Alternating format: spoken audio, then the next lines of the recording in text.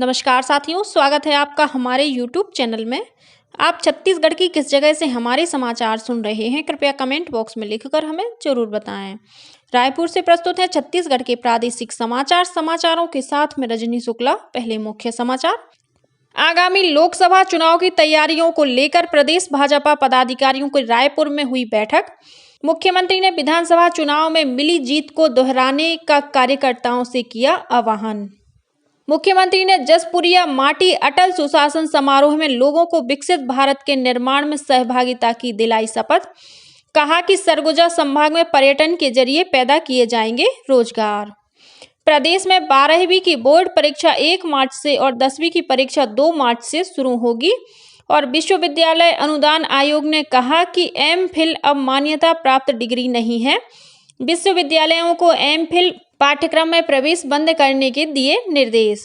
अब समाचार विस्तार से। आगामी लोकसभा चुनाव की तैयारियों को लेकर प्रदेश भाजपा पदाधिकारियों की बैठक कल रायपुर में हुई।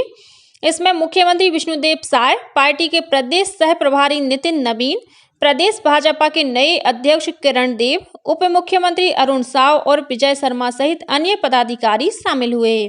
बैठक में मुख्यमंत्री ने विधानसभा चुनाव में पार्टी की जीत के लिए सभी पदाधिकारियों को बधाई देते हुए कहा कि जिस तरह पिछले चुनाव में पार्टी को कामयाबी मिली है, उसी तरह आगामी लोकसभा चुनाव में भी पार्टी को प्रदेश की सभी 11 सीटों पर जीत हासिल करने का विश्वास है।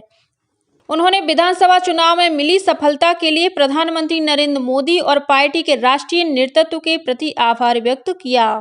श्री साय ने कहा कि मोदी की गारंटी पर जनता ने अपना पूरा विश्वास जताया है। मुख्यमंत्री ने कहा कि जनता के विश्वास का सम्मान करते हुए राज्य सरकार ने मंत्रिमंडल की पहली बैठक से लेकर अब तक लगातार मोदी की गारंटी को पूरा करने की दिशा में कदम उठाए हैं। बैठक में पार्टी के सह प्रभारी नितिन नवीन ने कहा कि छत्तीसगढ़ में आदिवासी समुदाय के प्रतिनिधि को मुख्यमंत्री बनाए जाने से एक नया वातावरण देखने को मिल रहा है। उन्होंने कहा कि आगामी लोकसभा चुनाव को देखते हुए पार्टी के विभिन्न मोर्चों के राष्ट्रीय अधिवेशन आयोजित किए जाएंगे। भारतीय जनता युवा मोर्चा के बैनर तले नए मतदाताओं को जोड़ने के लिए 5000 स्थानों पर कार्यक्रम होंगे। श्री नवीन ने कहा कि महिला मोर्चा द्वारा लखपति दीदी कार्यक्रम के जरिए महिलाओं को जोड़ा जाएगा। साथ ही सोशल मीडिया के विभिन्न मंचों पर कार्य करने के लिए युवाओं को तैयार किया जाएगा। इसके साथ ही पूरे देश में गांव चलो अभियान चलाया जाएगा। उन्होंने आगामी लोकसभा चुनाव के लिए कार्यकर्ताओं का आह्वान किया कि वे एकजुट होकर पार्टी को जीत दिलाने के लिए कार्य करें। इस मौके पर प्रदेश भाजपा अध्यक्ष किरण देव ने विधानसभा चुनाव में पार्टी की जीत का श्रेय कार्यकर्ताओं को देते हुए कहा कि राज्य गठन के बाद अब इसे संवारने की जिम्मेदारी प्रदेश की जनता ने जिस विश्वास के साथ भाजपा को दी है, उस पर खरा उतरने के साथ ही लोकसभा चुनाव में प्रदेश की सभी 11 सीटों पर जीत हासिल करना पार्टी का लक्ष्य है।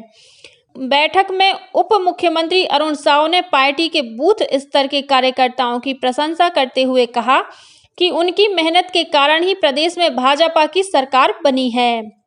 बैठक में क्षेत्रीय संगठन महामंत्री अजय जामवाल और प्रदेश संगठन महामंत्री पवन साय ने आगामी कार्य योजना की जानकारी दी।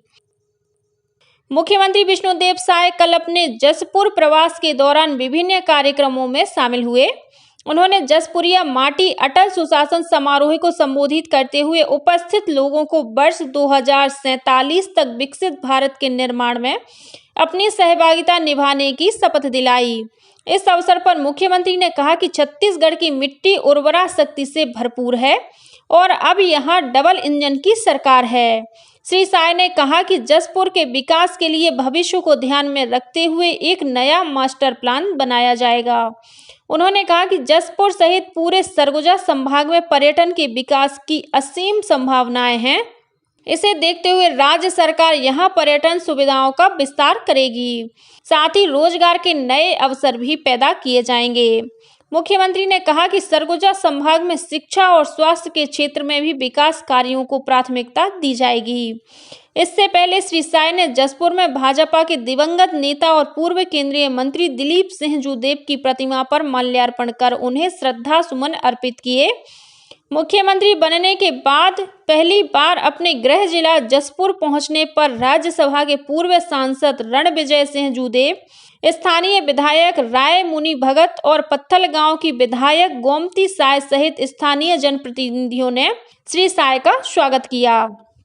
केंद्र सरकार की विभिन्न योजनाओं के बारे में जागरूकता बढ़ाने के उद्देश्य से चल रही विकसित भारत संकल्प यात्रा के तहत राजनांदगांव जिले के पेंडरवानी गांव में कल हितग्राहियों से संवाद का कार्यक्रम हुआ।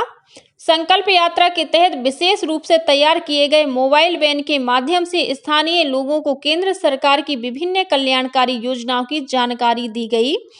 साथ ही इन योजनाओं से वंचित और जरूरतमंद लोगों को प्राथमिकता के आधार पर योजनाओं से जोड़ने का काम भी किया गया।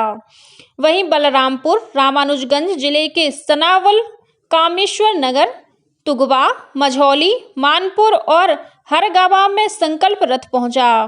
यहां ग्रामीणों ने भारत को विकसित राष्ट्र बनाने का संकल्प लिया।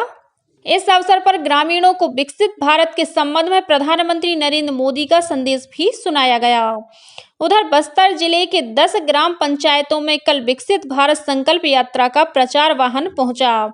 इसके तहत दरभा, बकावंड और लोहंडीगुड़ा विकासखंड के विभिन्न गांवों में स्थानीय लोगों को केंद्र की विकास योजनाओं की जानकारी दी गई।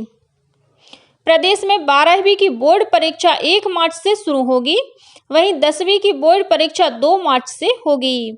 छत्तीसगढ़ माध्यमिक शिक्षा मंडल द्वारा जारी समय सारणी के अनुसार 10वीं की परीक्षा 21 मार्च को और 12वीं की परीक्षा 23 मार्च को समाप्त होगी। वहीं शारीरिक प्रशिक्षण से संबंधित परीक्षा 1 से 12 मार्च तक होगी। इन सभी परीक्षाओं का समय सुबह 9 बजे से दोपहर 12:15 बजे तक रहेगा। विस्तृत समय सारणी माध्यमिक शिक्षा मंडल की वेबसाइट पर उपलब्ध है। छत्तीसगढ़ के राज्यपाल विश्वभूषण हरिचंदन भुवनेश्वर में आयोजित राज्य स्तरीय युवा महोत्सव में शामिल हुए। उन्होंने गीतांजलि एक्सीलेंस अवार्ड कार्यक्रम में विभिन्न क्षेत्रों के 12 युवाओं को सम्मानित भी किया। इस मौके पर राष्ट्र निर्माण में युवाओं की भूमिका विषय पर आयोजित संगोष्ठी में राज्यपाल ने कहा कि युवा समाज के प्रहरी हैं। उन्हें महात्मा गांधी सहित देश के अन्य महापुरुषों से प्रेरणा लेकर देश के विकास में अपना योगदान करना चाहिए। उन्होंने कहा कि भारत में युवाओं की संख्या दुनिया में सबसे ज़्यादा है। यदि भारत के युवा अपनी क्षमता के अनुसार कार्य करें तो यह देश दुनिया में सर्वश्रेष्ठ बन जाएगा। उन्होंने युवाओं से नशे से दूर रहने का आह्वान भी किया। राज्यपाल विश्वभूषण हरिचंदन ने मिनी स्काई लिफ्ट मशीन खरीदी में कथित गड़बड़ी की जांच के आदेश दिए हैं।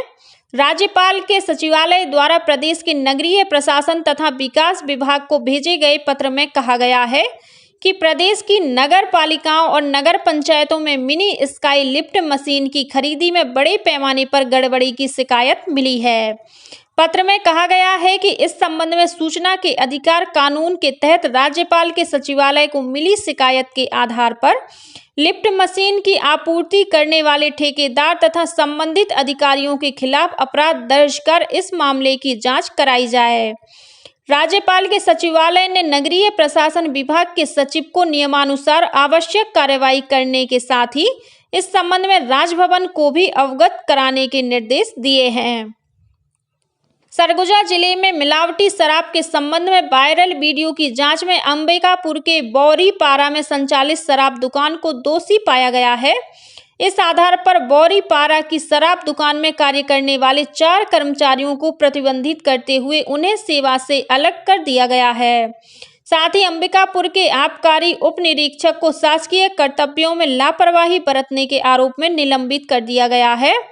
गौरतलब है कि सरगुजा क्षेत्र के इलेक्ट्रॉनिक मीडिया तथा कुछ अखबारों में मिलावटी शराब से संबंधित वीडियो वायरल होने और इसकी खबर प्रकाशित होने के बाद आबकारी आयुक्त महादेव राव कावरे ने सरगुजा के आबकारी उपायुक्त से इस पूरे मामले की जांच कराई थी।